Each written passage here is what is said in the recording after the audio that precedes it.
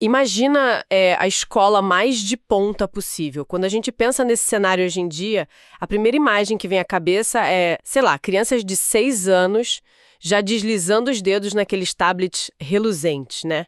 Aham, com certeza. Lousas digitais em toda parte. Exato, lousas digitais em cada sala, algoritmos guiando o aprendizado passo a passo. A lógica moderna parece ser uma só, tipo, quanto mais cedo a tela entrar na vida do aluno, mais preparado para o futuro ele vai estar. É o senso comum, né? É uma corrida de velocidade. Pois é, mas e se a verdadeira vanguarda da educação for exatamente o oposto disso? E se o segredo para dominar a tecnologia de amanhã for não ter tela nenhuma hoje? Olha, esse é um paradoxo fascinante. Existe uma crença quase inquestionável de que a inserção digital precisa ser imediata.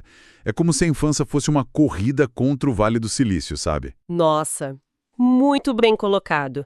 E é exatamente esse cenário que a gente vai explorar hoje. Mas, antes de a gente mergulhar fundo nessa análise, é fundamental começar agradecendo imensamente pela audiência de quem acompanha esta nossa discussão. Sempre bom agradecer, com certeza. Sim. E para contextualizar quem torna tudo isso possível, este programa é uma produção da BDE Comunicação, uma agência de marketing editorial que se orgulha de aplicar o marketing editorial na região de Santa Amaro, valorizando negócios, histórias de referência e oportunidades frequentes de negócios que fortalecem o pertencimento local e movimentam a economia com propósito. E dar visibilidade a essas histórias de referência é tipo o que realmente transforma e fortalece a identidade de uma região. A informação estruturada tem esse poder, né? Sem dúvida alguma. E, bom, o tema de hoje é o exemplo perfeito dessa transformação. A nossa fonte principal para essa imersão é a edição de maio e junho da revista BDS, a Vitrine Regional Santo Amaro. Excelente edição, aliás. Sim, especificamente nas páginas 6, 7 e 8, que traz a matéria de capa intitulada Tecnologia no Tempo Certo. E essa matéria é focada na escola Waldorf Rudolf Steiner. Que tem uma história imensa. Exato, eles celebram 70 anos de Brasil desde 1956. E para quem não conhece, é uma instituição parceira da BDE que compartilha com a comunidade todo o seu know-how educativo através de uma metodologia única e comprovada. E o que diferencia profundamente essa abordagem da revista e que serve de base para nossa análise de hoje é que os textos não se limitam a, listar o que a escola faz. Não é um folheto, né? Não, de jeito nenhum. Todas as matérias do Waldorf ali na revista explicam o porquê o método funciona. Não é um panfleto descritivo, é uma investigação real sobre a mecânica do aprendizado humano. E o grande gancho dessa matéria é uma premissa surpreendente, assim, de cair o queixo. Enquanto a esmagadora maioria das escolas corre para digitalizar a infância, a escola Waldorf Rudolf Steiner faz o quê? Retira os eletrônicos da equação. Literalmente o caminho inverso. Totalmente. Alunos de 6 anos não usam tablet. Crianças no ensino fundamental não fazem pesquisas no Google. O primeiro contato formal com a tecnologia acontece apenas no 9º ano. Ou seja, aos 14 anos de idade. Aos 14. Então vamos detalhar esse tema. Como a gente pode diferenciar essa atitude de uma simples negação da tecnologia? Tipo, como privar uma criança de um computador se traduz em preparar cérebros maduros? Bom, a palavra-chave aqui é arquitetura cognitiva. A decisão da escola não tem nada a ver com fobia tecnológica ou um desejo de isolamento do mundo, sabe? Não é viver numa bolha. Exato. Baseia-se estritamente nas fases de desenvolvimento neurológico e psicológico do ser humano. A estratégia pedagógica consiste em avaliar as qualidades e as dificuldades específicas de cada etapa do crescimento. Então tem um mapeamento do que a criança aguenta, digamos assim. Perfeito.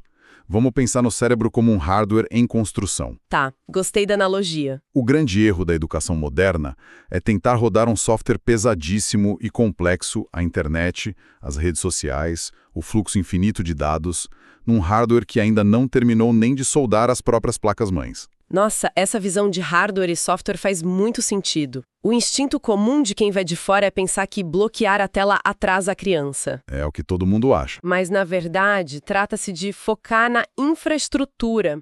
E a matéria detalha super bem como essa fundação é construída na primeira infância, ali a partir dos 6 anos.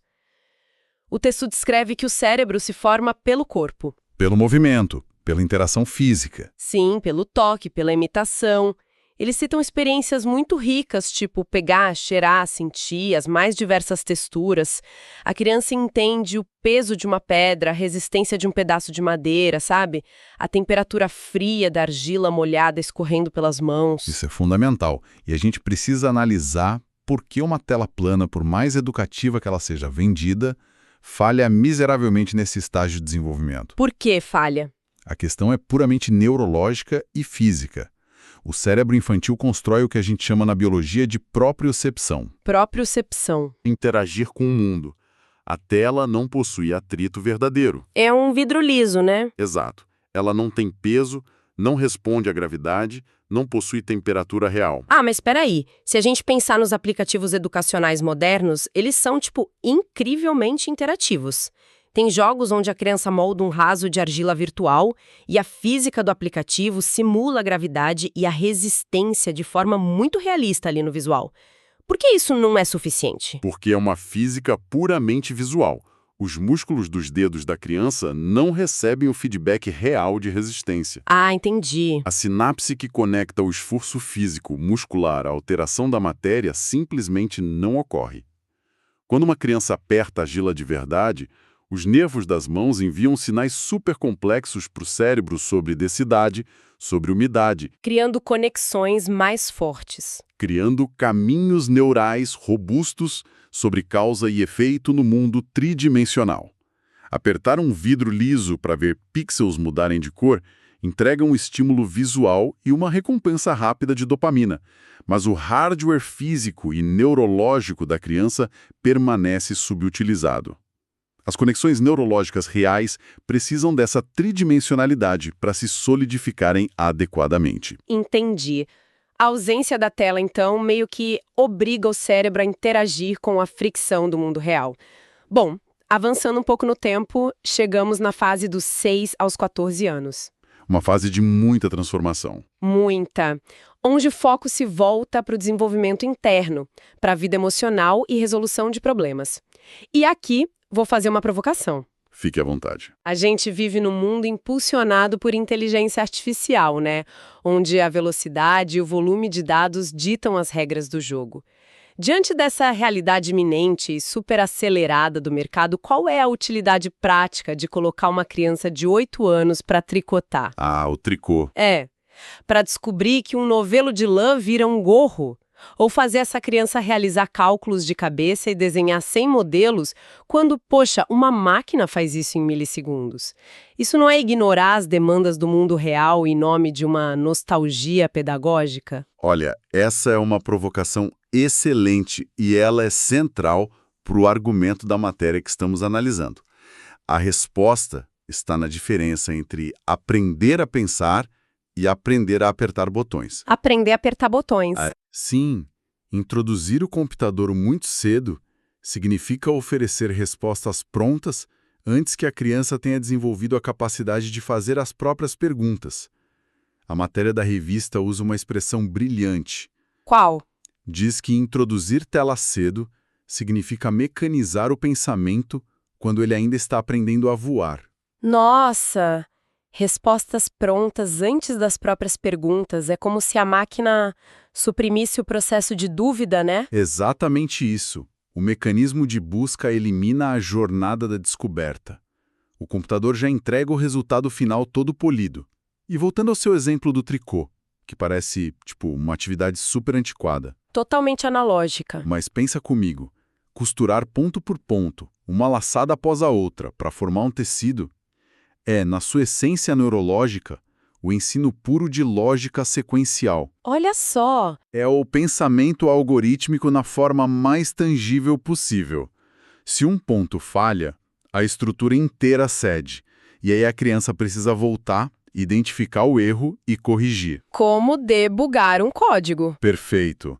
É tolerância à frustração. É a base da programação de computadores, só que ensinada através das mãos e da paciência, construindo a resiliência emocional que o imediatismo digital destrói. Gente, isso muda completamente a perspectiva. O tricô não é uma aula de artesanato, é um treinamento de codificação analógica e de paciência. E imagino que o mesmo princípio se aplica quando a fonte fala sobre desenhar sem modelos ou, sei lá, escutar história sem o apoio visual de uma tela. Sem dúvida alguma. Pensa no esforço cognitivo envolvido aí. Quando uma criança consome uma animação pronta num tablet, a imagem já foi criada por um adulto lá no estúdio de animação. E já tá mastigado. A criança atua apenas como uma receptora passiva daquele estímulo. Agora, quando um professor Waldorf simplesmente conta uma história sem mostrar nenhuma imagem, a mente da criança precisa trabalhar arduamente. Ela tem que renderizar os gráficos no próprio cérebro. Essa metáfora é espetacular. E é exatamente isso que ocorre. O cérebro precisa compilar aquelas palavras e renderizar os cenários, as cores, os rostos, os movimentos, tudo na própria imaginação. É um exercício pesado. E esse esforço de renderização mental constrói um repertório interno colossal. Se a gente terceiriza esse processo imaginativo para a tela do celular durante a fase de formação, o músculo da criatividade sofre uma atrofia severa. Atrofia mesmo, de não usar. E aí, uma criança com a imaginação atrofiada torna-se um adulto que só consegue executar processos repetitivos. E veja bem, processos repetitivos são justamente o que a inteligência artificial vai substituir. Nossa, arrepiou aqui. E isso nos conduz ao grande ponto de virada dessa estratégia, que é o 9º ano. Estamos falando do momento em que esses jovens chegam ali aos 14 anos, no limiar do ensino médio. A virada de chave. É nesse estágio que a represa se abre e o primeiro contato formal com a tecnologia finalmente acontece. E a fonte é bem clara em mostrar que não é um contato brando, do tipo usar o Word. As atividades citadas incluem programação de software, modelagem 3D e design digital. É o pacote completo. E aqui reside o grande e daí da matéria. E daí que eles esperaram até os 14 anos. Qual é o resultado prático que os professores documentam no dia a dia? Porque o senso comum faria a gente crer que esses adolescentes estariam irremediavelmente atrasados, né? Tropeçando no teclado em comparação com quem tem um smartphone desde os 3 anos. Seria a suposição mais lógica. A criança que não teve o tablet estaria lutando para entender a interface mais básica, certo? Errado. Completamente errado. A realidade observada lá e relatada na revista é diametralmente oposta. Os professores notam que esses alunos não apenas absorvem o conhecimento digital com extrema rapidez, como chegam equipados com atributos raríssimos hoje em dia. Tipo o quê? Uma profunda clareza de pensamento, índices elevadíssimos de concentração e uma criatividade original impressionante. E o motivo reside, de novo, na biologia. Aos 14 anos, o lobo frontal do cérebro atingiu um nível de maturidade em que o pensamento abstrato está plenamente desenvolvido. Ah, então o hardware finalmente está pronto para rodar o software pesado? Perfeito. Aquele adolescente que passou os últimos 8 anos construindo circuitos lógicos tricotando, resolvendo problemas matemáticos mentalmente e renderizando universos no próprio cérebro, Ele olha para a tela de um jeito diferente. ele olha para o computador com outros olhos. Ele não vê a máquina como um entretenimento infinito ou como uma extensão do próprio corpo. Ele vê o computador como o que ele fundamentalmente é, uma ferramenta de criação. Isso é muito poderoso. A tela deixa de ser um oráculo que dita as regras e passa a ser tipo um martelo, um pincel ou um torno de argila. E essa distinção é vital para a nossa sociedade. Um indivíduo que enxerga a tecnologia apenas como ferramenta não é escravizado por ela.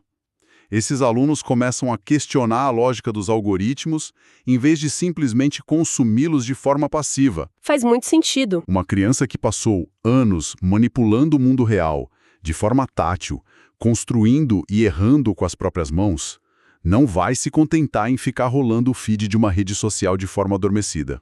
Não tem como. Ela vai ter a necessidade intrínseca de usar essa nova ferramenta para modelar o mundo. Ela vai programar, vai criar, vai dominar a ferramenta com autoria. É fascinante perceber que a estrada mais sólida para o domínio da alta tecnologia seja pavimentada quase que inteiramente pelo domínio do mundo analógico. Essa constatação sintetiza de forma brilhante a filosofia geral da escola Waldorf Rudolf Steiner. Uma filosofia que se sustenta há 70 anos, diga-se de passagem. 70 anos. E fica muito evidente pela leitura que não existe ali uma romantização de um passado agrícola, sabe? Eles não demonizam o futuro. De jeito nenhum. A tecnologia é recebida no 9º ano de braços abertos, como uma linguagem fundamental para o século XXI. O ponto central é que ela não é a única linguagem, nem a lente exclusiva através da qual a realidade deve ser mediada. Representa, no fim das contas, o equilíbrio exato entre o analógico que constrói o ser humano e o digital que potencializa as capacidades desse ser humano. Sim. A premissa educacional deles é impecável, na lógica. Para você utilizar qualquer ferramenta com maestria e ética, o pensamento livre que vai comandar essa ferramenta precisa ter sido cultivado antes. É plantar para colher. E voltando à revista, a matéria menciona que a escola mantém suas portas abertas para quem deseja ver essa teoria toda aplicada na prática. Ah, sim. O texto destaca essas visitas monitoradas com ex-docentes da instituição. É um programa muito bem estruturado. Ele permite que a comunidade caminhe pelo espaço e sinta fisicamente o método operando, desde os materiais naturais das salas da educação infantil até os laboratórios focados em tecnologia lá do ensino médio. É a comprovação física da transição do barro para o código. Exatamente isso. Bom, essa nossa imersão de hoje definitivamente chacoalha muitas das certezas contemporâneas sobre o que significa modernidade na educação, né? Com certeza. E como estamos chegando ao fim desta análise, cabe mais uma vez um agradecimento sincero a todas as pessoas que dedicaram seu tempo para acompanhar essa discussão tão profunda aqui com a gente. Foi um exercício analítico muito gratificante. As fontes apresentaram uma perspectiva contraintuitiva, mas embasada com uma solidez admirável. Valorizam e elevam a nossa região, fica a nossa recomendação enfática para acessar o site. Qual é o endereço? É www.bdepromo.com.br.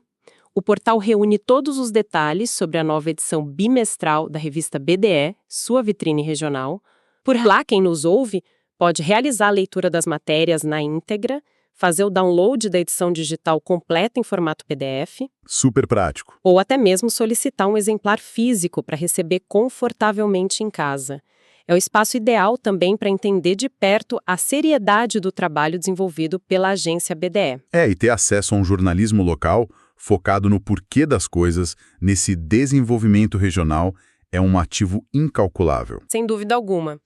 E pegando esse gancho sobre desenvolvimento regional, é importante transmitir um convite muito direto aos interessados em transformar conhecimento em comunicação de valor, atraindo novas e frequentes oportunidades de negócios na região de Santo Amaro.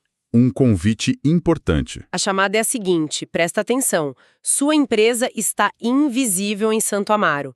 Entenda como transformar conteúdo em clientes e parar de depender de indicações e anúncios caros no digital. Trata-se do projeto da agência, que é um guia prático de marketing editorial. E é acessível para todo mundo? Ele é 100% gratuito. Oferece uma leitura super rápida e é um material grátis que pode ser acessado sem nenhum compromisso. E olha só, além disso, existe um bônus extremamente estratégico atrelado a esse projeto. Opa, e qual seria esse passo adicional oferecido para eles? Como o grande foco da agência é a melhoria social e o fomento econômico de Santo Amaro, eles se oferecem para realizar o levantamento também de forma totalmente gratuita sobre o pertencimento e a presença regional da empresa interessada. Fantástico. É um mapeamento essencial para qualquer negócio que deseje se posicionar com inteligência e propósito no mercado local. O acesso a tudo isso está no site que a gente já mencionou. É uma aplicação perfeita e super prática dos conceitos de pertencimento e comunicação inteligente que nortearam toda a nossa discussão de hoje. E unindo as duas pontas dessa nossa análise, o mundo dos negócios e os processos de maturação cognitiva através da metodologia Waldorf, eu acredito que exista um pensamento final pertinente para a gente deixar no ar. Então a palavra é sua para o encerramento. Obrigado. Bom, A gente viu em detalhes que reter o contato com a tecnologia, até que o cérebro possua maturidade estrutural, é o que cria mentes criadoras, pensadores autônomos que recusam o papel de consumidores passivos. Aham. Isso levanta uma reflexão quase urgente para nós. Se o excesso de telas anestesia a capacidade de inquirir e de criar na infância, quais são os efeitos contínuos nas nossas mentes adultas? Nossa, é verdade. Como nós, os adultos de hoje, cujos cérebros já estão formados, poderíamos nos beneficiar se decidíssemos intencionalmente recuar do digital por algumas horas? O que aconteceria se a gente voltasse a colocar as mãos na argila na lógica do mundo físico, na resistência real das coisas? Para sentir o atrito de novo. Exato. Tudo isso para resgatar a nossa capacidade, que frequentemente está adormecida, de formular perguntas verdadeiramente originais, tanto para a vida quanto para os negócios. Uau! É uma reflexão que exige silêncio e tempo para ser devidamente processada. Agradecemos mais uma vez a companhia e até a próxima.